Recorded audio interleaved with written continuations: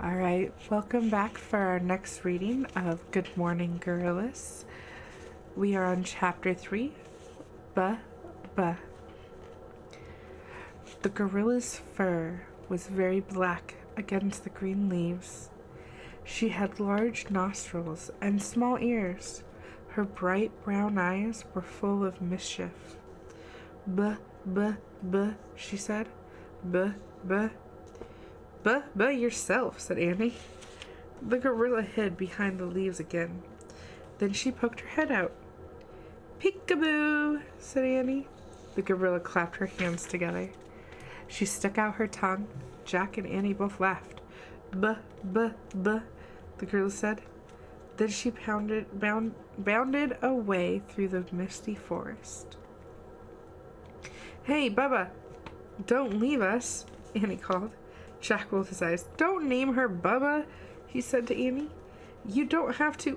Wait, Bubba, Annie shouted. She took off after the small gorilla.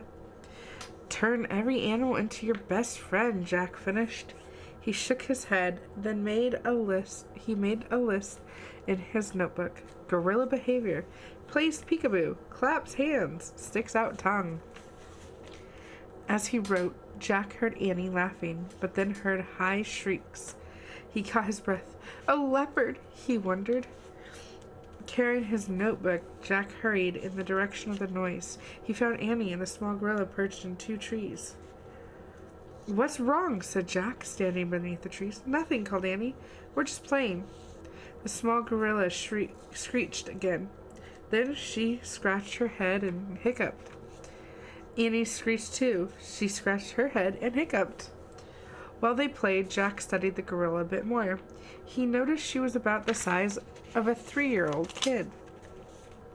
Her fingers looked like human fingers. They even had fingernails. He made a list. Young gorilla, size of 3-year-old, fingers like humans, fingernails. Jack heard the tree leaves shaking. He looked up. Annie and the gorilla had both climbed higher. Hey, come down, Annie, Jack called. You might fall. Plus, it's getting dark. Jack looked around. Light was fading quickly from the forest. Is night falling? He wondered. Or is a storm coming? The small gorilla screeched again and climbed even higher. Hey, Bubba, where are you going? Said Annie. She climbed even higher, too. That's enough, Annie. Come down now, said Jack. I'm serious. To his relief, the gorilla settled on a branch. Annie did the same. The gorilla broke off a piece of tree bark. She nibbled it like a candy bar. Annie broke off a piece of bark. She nibbled it like a candy bar, too. The gorilla threw down her bark. She grabbed a tree branch and swung to another tree. Don't try it, Annie, shouted Jack. But his warning came too late. Annie threw down her bark. She grabbed a tree branch and tried to swing to another tree. Annie didn't swing like a gorilla. She fell from the tree and crashed down to the ground near Jack. Annie, he cried. Chapter 4, Nightmare. Jack knelt beside Annie.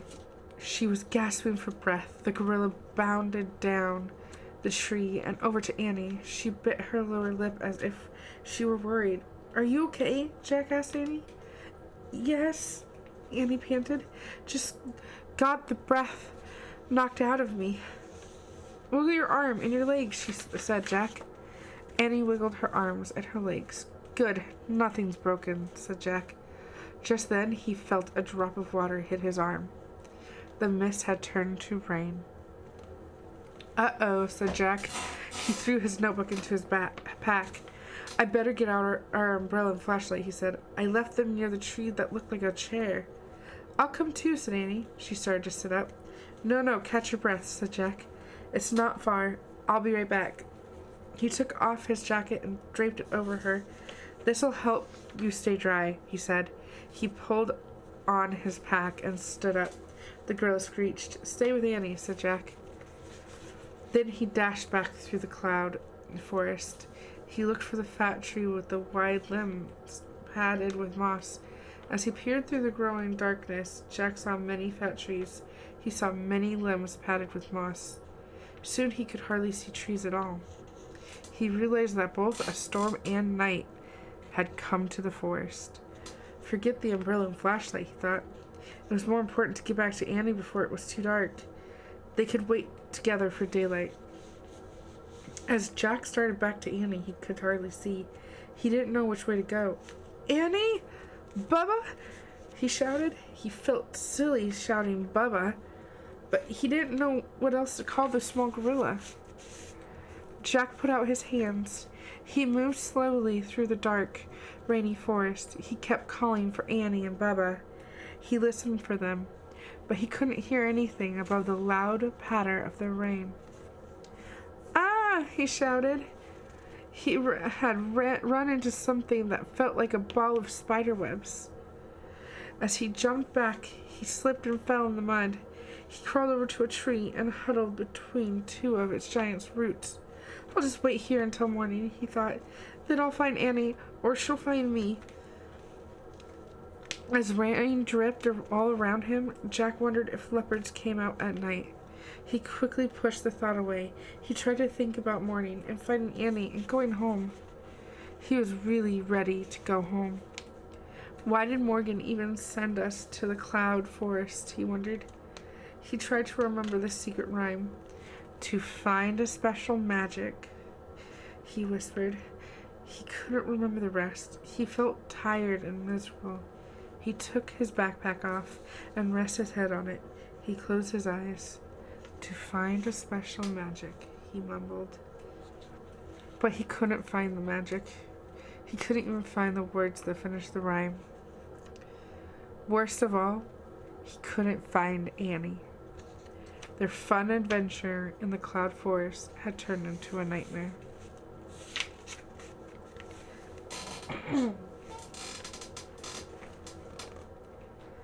Chapter 5.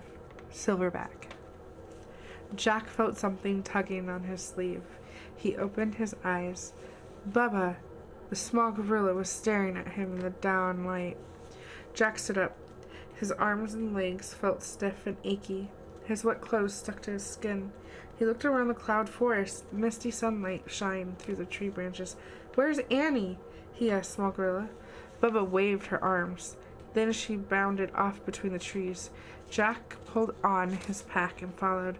As the small gorilla led him through the cloud forest, her head bobbed above the leafy plants. Finally, she stopped before a row of shrubs. Jack took a few steps forward and peered over the shrubs. "Oh, man," he whispered.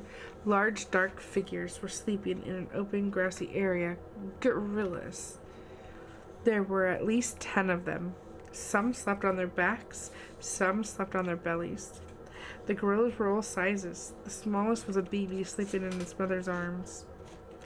The biggest was a giant with black and silver fur. Jack pulled the book out of his pack. He found a chapter on gorillas and read. Mountain gorillas live together in families. The leader of the family is a large male called a silverback, because he has silver fur on his back and shoulders. Gorillas do not hunt other animals. They mainly eat the plant growth of the forest. They are known to be shy and gentle giants. "Shy and gentle giants," Jack repeated. That sounded good. He peered over the shrubs again. Bubba waved at him. She was standing at the far edge of the clearing. She pointed to something in the tall grass. Annie was fast asleep in the grass. Jack didn't know what to do. If he called her name, the gorillas would wake up. He had only one choice. He had to sneak over to her. Jack put his book in his pack. He pushed past the shrubs and stepped into the clearing. His heart was pounding. He thought of the words from the book. Shy and gentle giants. As he started toward Annie, he heard a grunt. The giant gorilla with silver fur opened his eyes. When the gorilla saw Jack, he sat up. Jack stopped in his tracks. The gorilla just glared. This giant did not seem shy or gentle at all. Jack saw a stick lying on the ground. He picked it up just in case. Jack's stick made the gorilla growl. He stood up. He was very tall and very wide. Jack dropped his stick. Bubba ran and hid behind a tree. The silverback growled again. His long, shaggy arms touched the ground. His fingers curled under. Walking on his knuckles, he stepped toward Jack. Jack stepped back. The gorilla stepped forward. Jack stepped back again. The gorilla kept stepping forward. Jack kept stepping back until he had stepped out of the clearing. But the silverback kept coming. Jack stumbled back through the brush until he came to a thick wall of plants. The gorilla kept coming. Jack couldn't move back anymore. Hi, he said nervously. He held up his hand. I come in. Before Jack could say peace, the giant gorilla went crazy. He hooted and leapt to his feet. Jack crouched down in a panic. The gorilla kept hooting. He grabbed a tree limb. He shook it wildly. He ripped leaves from the branches. He gnashed his teeth. He cupped his hands. He beat his chest. Rah! He roared. Rah! The gorilla dropped on all fours. He charged back and forth past Jack. Then he threw himself on his belly. He began bashing the ground with his palms. He bashed and bashed and bashed. Jack scrambled on his hands and knees over to a tree. He hid behind the trunk, hugging his head. He waited for the maniac gorilla to find him and tear him to pieces.